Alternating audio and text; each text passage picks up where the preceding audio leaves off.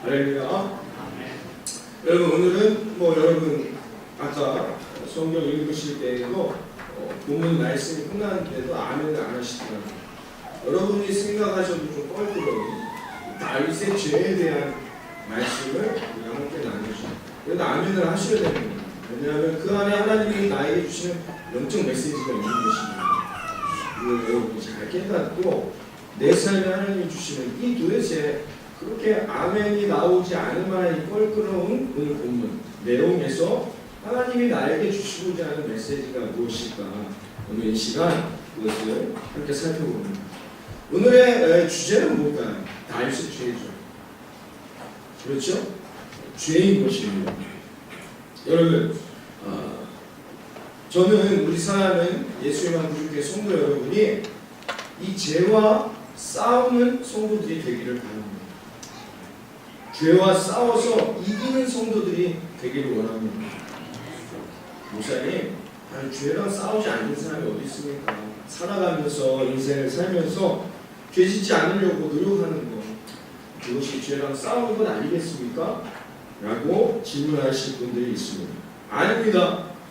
솔직히 신앙생활을 하며 많은 성도님들을 만나보면 죄와 싸우는 것이 아니라 죄에 끌려다니는 삶이 많더라는 거죠. 믿지 않는 자나 믿는 자나 인생의 가장 큰 장애가 뭡니까? 죄의 문제죠. 죄 때문에 쓰러지고 넘어지는 것이죠. 여러분, 하나님이 살아계심을 믿으십니까? 여러분, 정말 하나님이 나를 구원하시고 나를 천국으로 인도하심을 믿으십니까? 그런데 왜 죄 짓습니까? 이 죄의 문제를 해결해야 한다는 거예요. 누가? 안 믿는 사람들의 죄는 우리가 거기까지 신경 쓰지 말자는 거예요. 신경 쓸 수도 없지만 문제는 뭐냐? 예수 믿고 구원받았다는 우리가 이 죄를 이겨내야 한다는 것입니다. 이 죄를 이겨내지 못하면 어떻게 해요? 하나님과의 관계가 멀어지게 되어 있어요. 죄가 하는 역할이 뭡니까? 하나님과의 관계를 멀게 하는 것입니다. 여러분, 불신자들도 죄 때문에 말합니다. 그들은 말합니다. 그들은 그들의 죄로 말미암아 어떻게 돼요? 하나님과 원수가 돼요. 지난주에 살펴봤듯이 죄를 짓는 자들은 어떻게 해요? 하나님과 함께 할 수가 없어요. 원수라는 거예요. 그 원수는 어디로 가야 합니까? 지옥으로 떨어지는 거예요. 영원한 지옥불이 그들에게 기다리고 있다는 것이죠. 얼마나 비참한 일입니까? 그걸 깨닫지를 못해요. 자기가 그 죄로 인해서 지옥으로 떨어진다는 것을 깨닫지를 못해요. 성도의 죄는 무엇입니까? 구원받았음에도 죄 때문에 넘어질 수 있어요. 그러나 구원받은 성도들은 이 죄로 말미암아 지옥에 떨어지는 것은 아닌데, 이건 분명히 잘 아셔야 합니다. 구원을 받았다 해도 죄 짓습니다. 구원을 받으면 죄를 짓지 않는 게 아니에요. 이 죄가, 그러나 구원받은 성도들의 특권은 뭐냐? 이 죄가 우리를 지옥에 떨어뜨리지 못한다는 거예요. 그러나 이 죄가 뭐가 됩니다. 우리가 구원받았으면 뭐예요? 하나님이 약속해 주신 성경의 수많은 축복의 열매들이 내 인생의 길에 열려야 된단 말이죠. 오늘도 우리 사랑하는 자녀를 위해서 우리가 함께 기도해 줬는데, 고가은 어린이, 그 인생이 앞으로 이 계획대로, 하나님의 계획대로 이 인생이 시온의 대로로 가야 되는데 그렇지가 않게 되더라는 거예요. 뭐 때문에? 죄 때문이에요. 예수 믿고 구원받은 우리들에게 이 죄가 구원의 능력을 상실시켜버린다는 거예요. 구원받았음에도 은혜가 없어요. 내가 구원을 받았다고 하는데 하나님이 주시는 놀라운 기적과 삶이 내 삶에 전혀 경험되어지지 않아요. 구원의 이 은혜, 하나님과 원수될 수밖에 없는 나의 삶을 예수 그리스도의 십자가의 보혈로 씻겨주신 은혜가 전혀 나타나지를 않고 살아간다는 거예요. 마치 이와 같은 겁니다. 여러분들의 돈이 은행에 다 적응되어 있어요. 그 은행에서 꺼내 쓰기만 하면 놀라운 복이 돼요. 그런데 어떻게 해요? 내 이름으로 내 은행에 돈이 많이 예금되어 있는데 찾을 수가 없다는 거예요. 뭐 때문에? 죄 때문에. 죄가 있으면 여러분 기도하지 않습니다. 죄가 있으면 여러분 어떻게 해요? 말씀을 붙들지를 않습니다. 죄가 내 삶에, 내 마음에 있으면 어떻게 해요? 성령을 경험하지 못해요. 여러분 정말 죄와 싸우십니까? 여러분은 정말 죄와 싸우고 있는 것입니까? 아까 광고 시간에 말씀드렸듯이 왜 근데 기도하지 않습니까?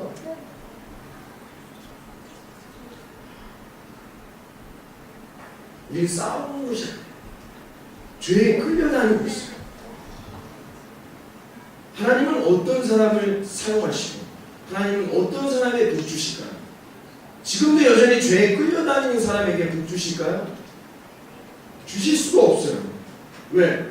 그가 하나님의 능력을 경험하지를 못하는데 어떻게 줍니까? 하나님이 누구에게 복을 주시며 누구에게 하나님의 살아계심을 드러내십니까? 죄를 이기는 사람. 오늘 다윗을 보세요. 죄에 끌려다니니까 여러분도 오늘 본문을 읽으면서 아멘이 안 나오잖아요.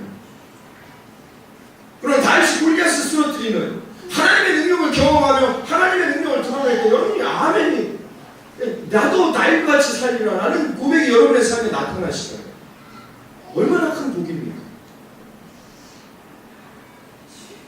사랑하는 여러분, 오늘 여러분이 이 본문을 보면서 그림이 그려져요. 그렇잖아요.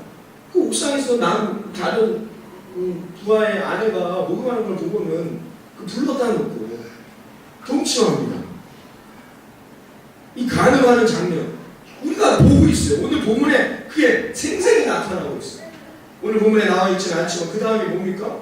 이걸 덮으려고 어떻게 해요? 그 남편 우리야 자기의 목숨을 다해서 전방에 나아가서 열심히 싸우는 우리야를 불러가지고 어떻게 해요? 죽입니다. 여러분 우리는 다윗이 짓고 있는 죄를 생생히 보고 있어요. 만약에 다윗이 자기가 이렇게 짓고 있는 죄가 이 후세에 오늘 예수님만 구주교회 모든 성도들이 이 성경이라는 말씀을 통해 생생히 보게 될 걸 알았다면 다윗이 이런 죄를 지었을까요? 그렇지 않겠죠. 사랑하는 성도 여러분, 여러분의 삶을 하나님도 생생히 보고 계심을 깨달아야 합니다.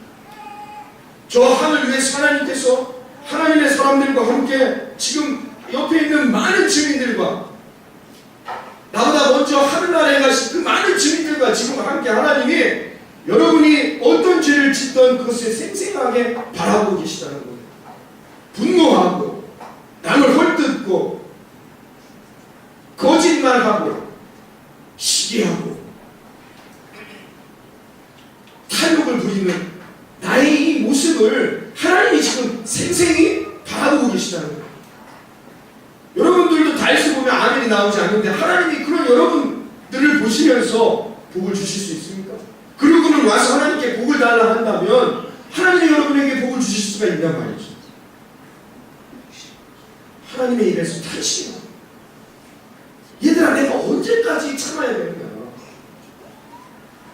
내가 너희들에게 언제까지 내가 인내하고 기다려야 되는 거야? 도대체 언제 기도할 건가? 도대체 언제 나의 삶을 위해 하나님의 나라, 나의 나라를 위해 너희는 복음을 증거할 것이냐? 언제까지 내가 얘기해 줘야 되겠냐?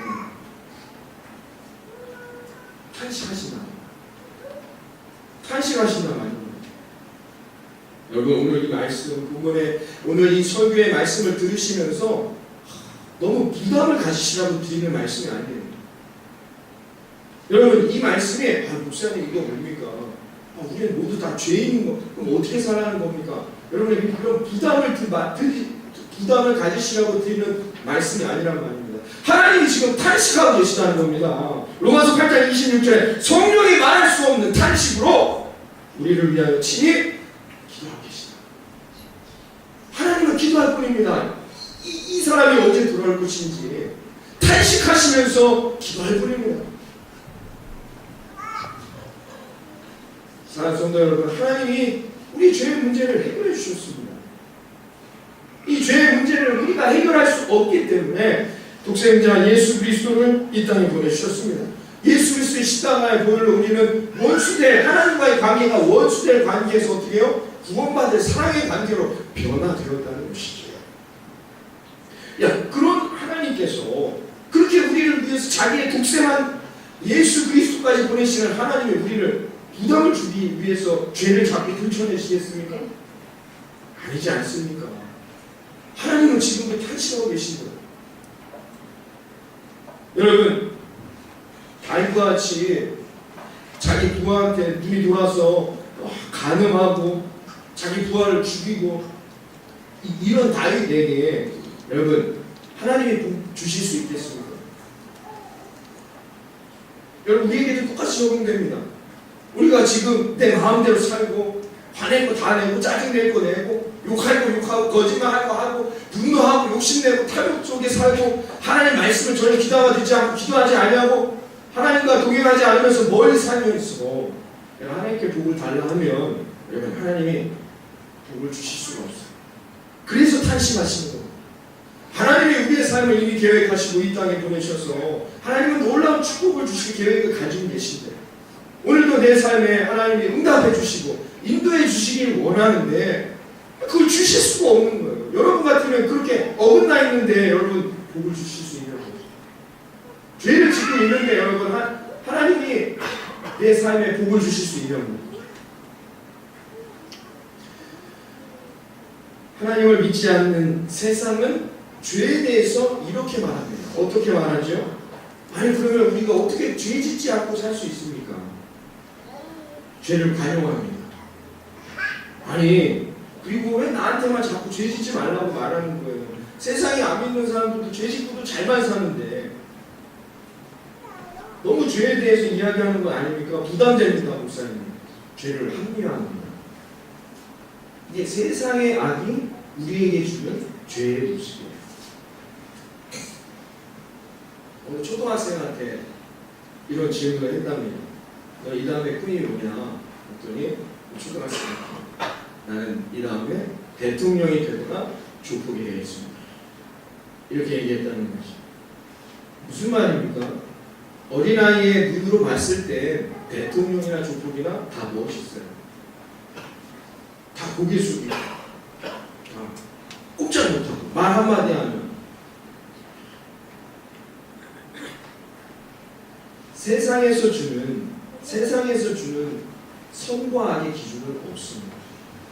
세상에서 말하는 선과 악의 기준이 뭡니까? 요즘 우리나라의 세상을 보십시오. 지금 요즘 우리 한국 사회에 지금 돌아가고 있는 모습을 보세요. 예전에 악한 것이다라고 말하는 것들이 이제는 악하지 않다라고 말하는 시대가 되고 있다는 거예요. 세상엔 선과 악의 정확한 기준이 없습니다. 상황과 시대와 문화에 따라서 달라지게 된다는 것이죠. 죄를 관용하기 때문인 것이죠. 지금 은퇴하신 유명한 목사님이 이제 한국의 유명한 가수 한 분을 전도하시려고 했대요. 그래서 예수 믿고 구원 받으세요. 이렇게 계속 복음을 전했는데 이 가수가 목사님 저는 죄 짓는 게 좋아서 구원 받을 수 없을 것 같아요. 예수 못 믿겠어요. 이렇게 말했다고 합니다. 이분이 성가도 아주 잘 부릅니다. 성악가 출신이에요. 그래서 많은 사람들이 TV에 나올 때 성악곡도 부르고 하니까 찬양도 부르고 하니까 크리스찬이다. 근데 아닙니다. 예수님을 영접하지 않았어요. 이유가 뭐냐? 예수님 영접하면 죄 지을 수 없다는 거예요. 이분이 정확히 알긴 알았어요. 예수 믿는다는 게 뭔지는 정확히는 알죠. 그런데 자기는 죄 짓는 게 너무 좋다는 거예요. 근래에 그래서 경찰서에 들락달락하고 그런 경우들을 본 적이 있습니다. 여러분, 사탄은 우리에게 뭐라고 말하느냐? 죄는 즐거운 것이다. 그건 죄가 아니다. 기준이 다른데 봐라, 다른 사람들도 그 일을 했을 때 죄라고 얘기하지 않는데 그걸 왜 죄라고 생각하느냐? 죄는 즐거운 교회 가지 마. 교회 가면 죄 짓지 말라고 하니 어떻게 그러고 살 수 있느냐? 사람이 좀 죄도 질 수 있고 그렇게 사는 것이지 어떻게 수도원처럼 그렇게 살아갈 수 있어요? 가지 마, 교회. 사랑하는 여러분, 사탄은 우리에게 이렇게 말하는 것입니다. 네, 여러분 실질적으로 보십시오. 죄 짓고 즐거운 사람이 있습니까? 내 인생을 살아가면서 죄 짓고 살아가는데 즐거운 사람이 있습니까? 없습니다. 거짓말이에요. 하와가 여러분 이 이 유혹에 넘어갑니다. 죄는 즐거운 곳이다라는 이 사탄의 유혹 앞에 넘어갔습니다. 여러분, 오히려 죄는 뭐예요? 고통입니다. 죄의 결과는 어떻게 해요? 말할 수 없는 비참한 고통만이 따라오게 된다는 것입니다. 누가 죄를 즐거운 것이라고 합니까? 아닙니다. 하나님은 죄를 싫어하십니다. 하나님은 죄를 미워하십니다. 하나님은 죄를 분노하십니다. 여러분, 이 정도는 하나님이 나를 사랑하시니까 어느 정도는 좀 용서해 주시겠지. 아닙니다. 하나님은 털끝만큼도 여러분 용서하실 수가 없습니다. 여러분, 그런 우리가 그럼 어떻게 구원을 받습니까? 어떻게 우리가 이 죄 짓는 우리의 모습을 어떻게 구원받을 수 있습니까? 그게 바로 예수 그리스도의 십자가의 은혜인 것이죠. 죄는 우리가 지치면 뭐예요? 예수님이 십자가에서 우리의 죄값을 다 지불하신 겁니다. 여러분, 만약에 죄 짓지 아니한 자만이 구원을 얻는 것, 이것에 여러분 십자가가 없이 우리가 노력한다면 그 누구도 천국을 얻을 수가 없습니다. 여기에 있는 그 누구도, 저를 포함해서 그 누구도 여기 있는 사람들 천국에 갈 수 있는 자격이 없다는 것이죠. 여러분, 우리는 살 수 없어요. 예수님의 십자가의 은혜가 없이 우리가 구원을 받아야 한다면 우리의 노력으로 안 됩니다. 그 누구도 구원을 얻을 수가 없다는 것이죠. 그래서 하나님은 지금도 그렇기 때문에 하나님은 우리의 죄값을 예수 그리스도를 보내심으로 십자가에 담당하시고 그 죄값을 다 치르셨다는 것, 여러분 이것을 분명히 아시기를 바랍니다. 여기에서부터 십자가의 은혜는 시작하는 것이죠. 오늘 성경이 우리에게 말하고자 하는 가장 핵심적인 내용이 뭘까요? 뭡니까? 성경이 우리에게 말하는 게 뭡니까? 다윗도 죄 짓는다는 거예요. 여러분, 다윗도 넘어진다는 것입니다. 여러분, 우리가 다윗만큼 그렇게 믿음이 충만하십니까? 우리 지금 다윗을 쭉 살펴봤는데요. 우리가 다윗만큼 여러분 신실합니까? 아니잖아요. 그러나 그런 다윗도 어떻게 해요? 죄의 유혹 앞에 넘어질 수 있다는 거예요. 그러니 저나 여러분은 오죽하겠습니까? 여러분, 그것을 오늘 성경이 우리에게 말해주는 거예요. 여러분, 죄에 자신하지 마십시오. 나는 죄 짓지 않는다? 그 사람이 제일 많은 죄를 짓는 것입니다. 나는 의롭다? 그 사람이 가장 하나님 앞에 죄인인 것입니다. 함부로 의롭다 말하지 마십시오. 나는 함부로 성실하다, 착하다, 죄 짓지 않는다 말씀하지 마십시오. 함부로 남의 죄를 비판하고 정죄하지 마십시오. 우리는 다 죄인입니다. 이 한 주간 동안 여러분 죄 짓지 않고 사셨습니까?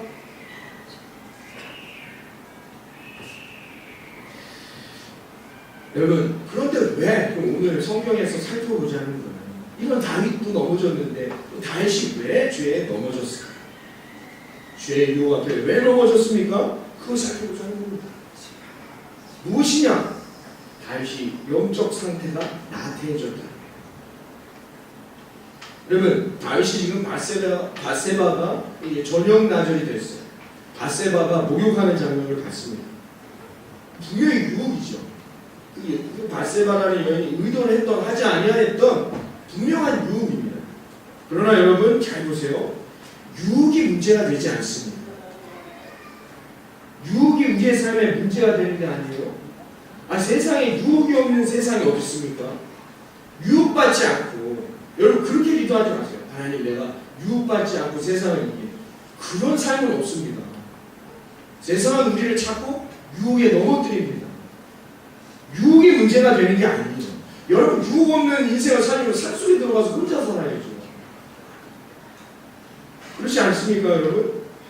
문제는 뭐냐면 그 유혹이 올 때에 유혹을 이겨내 영적 상태를 무장하면 이길 수 있는 거예요. 다윗은 그동안 자기에게 영적 상태가 무장되어 있었기 때문에 수많은 유혹이 왔을 때 그걸 다 물리쳐냈어요. 그런데 오늘 유독 왜 이곳에서 넘어졌느냐? 다윗이 어떻게 해요? 영적으로 나태해져 있었다는 것입니다. 자, 오늘 다윗이 어디에서 일어났다고 성경은 말합니까? 2절에 침상에서 일어납니다. 낮잠을 잤나봐요. 낮에 더우니까 많이 이제 낮잠을 자고 일어났어요. 오후가 돼서 선선한 바람이 들어옵니다. 옥상을 거니는데 아름다운 여인이 목욕을 하고 있습니다. 다윗이 무엇을 하다 지금 이 유혹의 장면을 목격했냐고 성경이 말합니까? 낮잠 자다라는 거예요. 낮잠 자다. 기도하다가 이 유혹을 만났을 때 다윗은 이겨낼 수 있어요. 근데 다윗이 어떻게 해요? 낮잠 자고 있었다는 거예요. 무슨 말이냐? 그 전까지 다윗이 함께 전장에 참여해서 이스라엘을 위해서 뛰었습니다. 근데 이제 어느 정도 안정화가 되니까 다윗은 어떻게 해요? 궁에 머무르고 그리고 자기의 사랑하는 군사들만이 나아가서 암몬과 전투를 벌였어요. 자기에게 여유가 생겼어요. 나태함이 왔단 말입니다. 여유가 생기니까 어떻게 해요? 영적인 함정에 빠지게 돼요. 여러분 여유가 있으시죠? 예배를 등한시하고 어떻게 해요? 산으로 바다로 놀러 가시죠? 예전 시절을 보십시오. 70년대, 80년대 우리 부모님 세대를 보세요. 여유가 없어요. 먹고 살기 힘듭니다. 예배를 등한시하지 않습니다. 더욱 하나님을 붙듭니다. 여러분 유혹 때문에 우리가 넘어지는 것이 아닙니다. 유혹을 이겨낼 우리의 영적 상태가 나태해져 있기 때문인 것이죠. 여러분 시험이 커서 넘어지는 사례는 없습니다. 결국은 우리의 영적인 상태가 우리를 좌지우지한다는 것입니다. 여러분 옛날에 아시겠지만 로마가 그렇게 예수 믿는 자들을 핍박할 때 이들이 어디서 예배드렸습니까? 지하 무덤에서. 로마의 카타콤 여러분 아시잖아요. 여러분 생각을 해보세요. 예수 믿으면 그냥 갈기갈기 찢어 죽여지는 시대였어요. 그런데도 예수님 앞에 예배드리기 위해서 그 수많은 난관과 시험과 유혹 앞에서도 이들은 하나님 앞에 예배드리기 위해서 어떻게 했습니까? 지하 무덤, 이 시체들 옆에서 예배드렸단 말입니다. 여러분 그들이 무슨 기도 제목을 놓고 기도했겠습니까?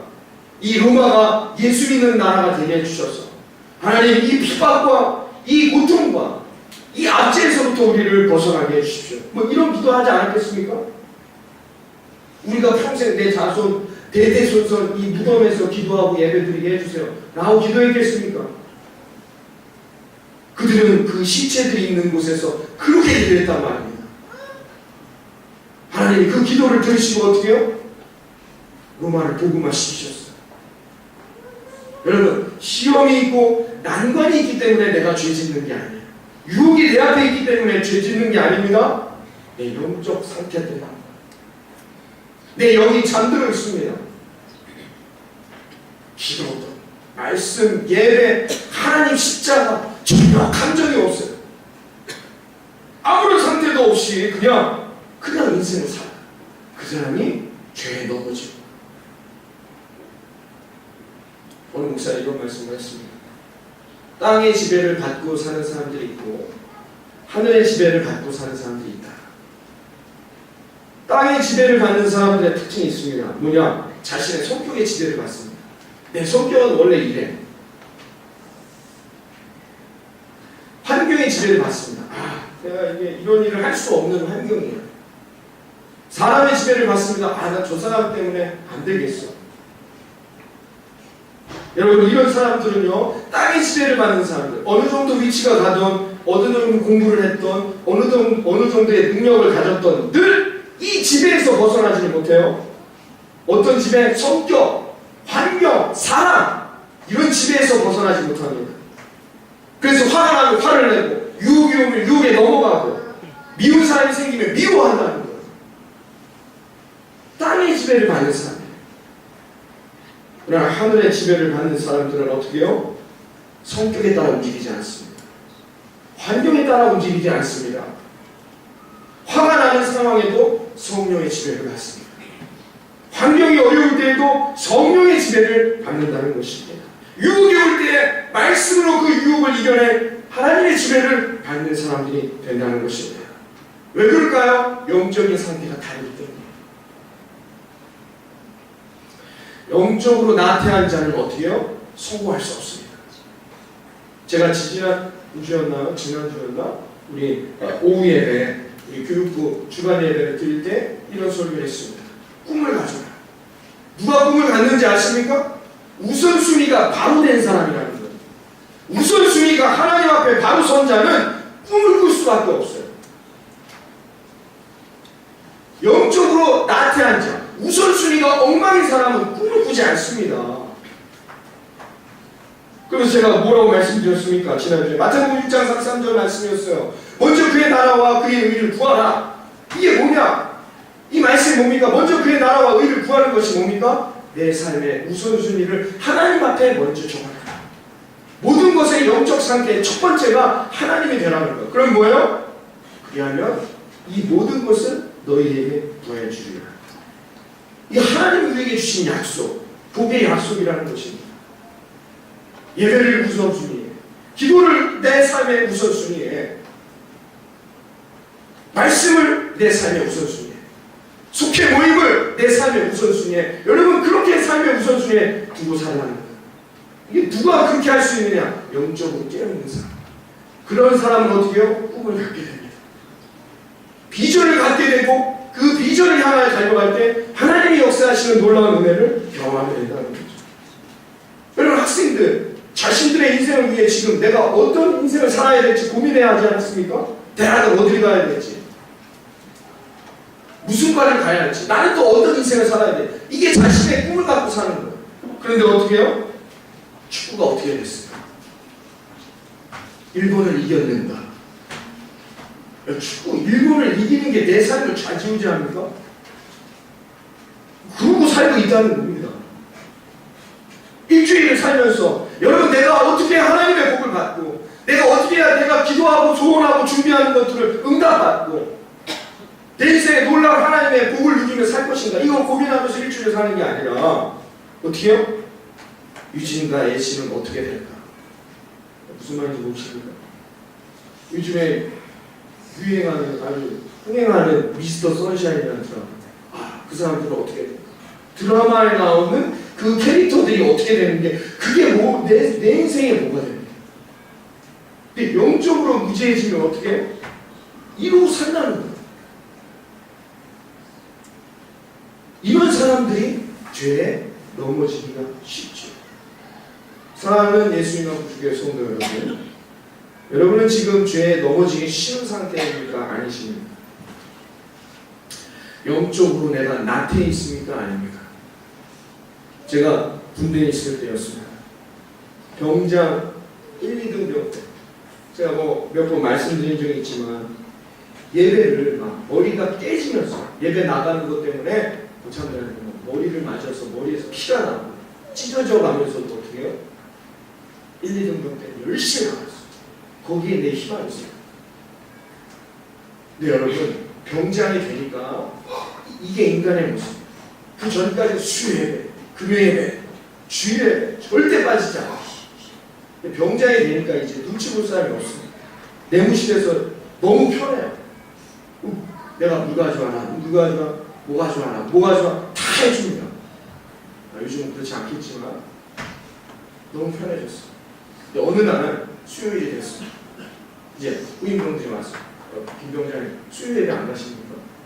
속으로 겉으로 가야지 했지만 속으로 가기 싫다. 편해집니다. 영적으로 나태해지는 사람이 죄를 짓습니다. 그날 주일 말씀의 본문이 이거였어요. 잠언 6장 9절부터 11절 말씀. 게으른 자여 너가 어느 때까지 눕겠느냐? 너가 어느 때까지 잠이 깨어 일어나겠느냐? 좀 더 자자, 좀 더 졸자, 손을 모으고 좀 더 눕자 하면 너의 빈궁이 강도같이 오며 너의 궁핍이 군사같이 내 삶에 이르게 될 것이다. 사랑하는 성도 여러분, 문제가 생긴 다음에 하나님께 나와서 부르짖는 기도하지 마십시오. 그렇게 해서는 안 됩니다. 내 인생이 지금 형통할 때에 하나님 앞에 나와 한나와 같이 간절하게 부르짖고 하나님을 찾는 인생이 되어야 한다는 것이죠. 새벽마다 여러분 주님을 만나는 기도의 시간이 있습니다. 금요일마다 여러분 하나님에게 간구하고 부르짖는 기도의 시간이 있습니다. 여러분의 삶에 이 죄와 연결되는 연결고리를 반드시 끊어내시기를 바랍니다. 갑자기 큰 죄를 짓는 사람은 없습니다. 하나씩 내 마음에 그 죄가 덩어리처럼 불어나는 것이죠. 다윗이 처음부터 우리아를 죽일 마음을 가졌겠습니까? 다윗이 처음부터 우리아의 아내를 빼앗겠다는 마음을 갖고 덤볐겠습니까? 아니죠. 그런데 결국 처음에 그 작은 죄의 유혹 앞에 넘어가더니 어떻게 해요? 결국은 엄청난 죄를 짓게 된다는 것입니다. 이게 죄의 속성이라는 거죠. 여러분 앞에, 여러분 마음에 이런 죄의 마음이 들어올 때 그걸 끊어내야 합니다. 당장 그것을 끊어내야 합니다. 다윗이 오늘 본문에 보면 밧세바가 임신한 사실을 알려왔어요. 그때 다윗이 어떻게 했어야 할까요? 끊어냈어야 하죠. 어떻게? 창피했겠죠. 신하들 앞에 무슨 망신입니까? 그러나 그때 끊어냈어야 됩니다. 어떻게 해요? 우리아를 불러서 미안하다. 내가 너무 잘못했다. 내가 너의 아내를 이렇게 했구나. 그때 얘기를 했어야 된다는 거예요. 그렇게 함으로 인하여서 자기가 불편해지고 신하들이 자기를 등지고 돌아간다 할지언정 그때 끊어냈어야 한다는 거죠. 그런데 어떻게 했습니까? 우리아에게 휴가를 줬어요. 잠을 자게 하려고 했죠. 그런데 우리아가 어떻게 해요? 잠을 자지 않습니다. 아내가. 그러니까 어떻게 해요? 다윗의 의도대로 되지 않았어요. 그때 깨달았어야 합니다. 그때 다윗이 이건 하나님의 뜻이구나. 그때 우리아를 불러서 미안하다. 사실은 내가 이러이러한 죄를 졌기에 내가 너를 불러 전쟁에서 고생하는데 불러서 이렇게 특별히 휴가를 준 거다. 그때 끌어냈어야 합니다. 근데 다윗이 어떻게 해요? 어떻게 합니까? 우리아를 결국 죽이게 되는 것이죠. 왕의 권위가 곤두박질 칠 수도 있었을 겁니다. 아마 다윗이 그런 것이 두려워서 이때 이 죄를 끊어내지 못했는지도 모릅니다. 용기가 나지 않을 수도 있습니다. 그러나 여러분, 그게 사는 길이에요. 그때 그 죄를 끊어내는 것이 그게 내가 사는 길입니다. 여러분 보세요. 우리아를 죽이고 밧세바를 결국 아내로 맞이해서 다윗의 왕권이 행복했습니까? 그의 후손들이 행복했습니까? 아니죠. 이제 우리가 앞으로 살펴보겠지만 차라리 왕에서 물러나고 자신의 죄를 회개했음이 다윗의 인생에 더 복이 되었을지도 모릅니다. 이 일이 일어난 다음에 어떻게 됩니까? 낳은 아들이 7일 만에 죽습니다. 거기서 끝납니까? 그렇지 않습니다. 자녀들 사이에 근친상간이 일어납니다. 사륙이 번전합니다. 자식들이 서로 죽고 죽입니다. 아들이 아버지를 대항하여서 왕의 자리를 찬탈하려고 합니다. 다윗은 앞으로 무서운 고통이 일어났어요. 그리고 그 고통은 자신에게만 이루어지는 게 아니라 어떻게 해요? 자기의 자식에게 다음 세대까지 그 죄가 이어져 갔다. 성경이 무서운 메시지를 우리에게 말하고 있습니다. 죄의 결과물은 이렇게 엄청난 무서운 고통이 우리에게 따른다는 것입니다.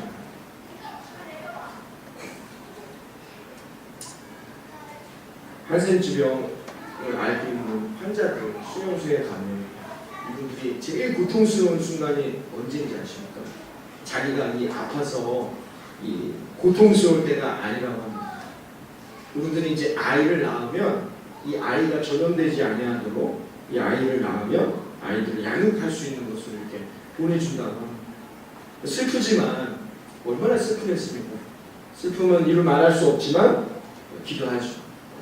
이때 자녀가 나와는 전혀 다른 삶을 살기를 원하는 마음으로 이렇게 기도를 하고 훌륭한 인생을 살기를 위해서 그러한 순간, 헤어지는 순간을 견뎌낸다고 합니다. 그런데 몇 년 후에 그 자식이 감염되었었습니다. 자기가 똑같은 병이 있다는 소식으로 다시 이 수용소에 들어올 때 그 울음은 정말로 가슴이 찢어집니다. 통곡의 눈물이 되어진다는 것입니다. 여러분, 이 병보다도 더 무서운 것이 우리가 하나님 앞에 짓는 죄입니다.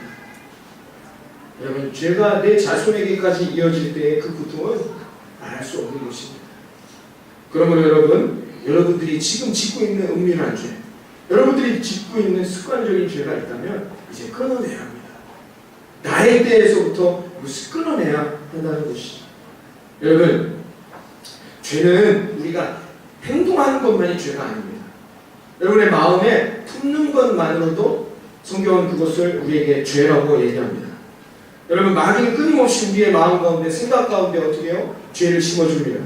음욕과 탐심, 미움과 분노, 원망, 불평, 불만, 내 마음을 그들의 마음에 심어준다는 것입니다. 그래서 여러분의 생각 가운데, 여러분의 마음 가운데 이 한 주간을 살아갈 동안에 그런 마음이 든다. 여러분, 이 죄가 이루어지는 순간입니다. 그걸 끊어낼 수 있어야 한다는 것입니다. 그냥 마음에 그런 생각이 한번 든다고 해서 여러분 그 마음을 내버려 둔다. 엄청난 죄의 결과가 나타나게 된다는 것이죠. 여러분, 마음으로 미워하는 것이 살인입니까? 아닙니까? 여러분, 마음으로 얼마나 몇 번은 사람을 죽여본 적이 있습니까? 없습니까? 그건 살인입니까? 아닙니까? 예수님 그것도 살인이다 라고 말씀하셨어요. 마음에 품는 생각에서부터 우리의 죄는 시작되기 때문인 것입니다. 사랑하는 성도 여러분, 9월을 시작합니다. 여러분, 이 한 주간 동안, 여러분, 이번 한 주간 동안 이것 기억하십시오. 다윗도 죄를 지을 수 있다. 이것을 반드시 기억하시고, 나는 지금 영적으로 나태할 상태는 아닌지, 나의 영적 상태를 점검하고 끊임없이 나에게 찾아오는 죄의 유혹을 여러분 성령의 지배를 받는 그런 은혜의 하나님의 자녀들로 여러분들이 이 죄를 이겨내어서 이 구원의 은혜와 능력이 충만한 이 한 주간, 이 한 달이 되기를 주님의 이름으로 축원합니다. 기도하겠습니다. 하나님 감사합니다. 다윗도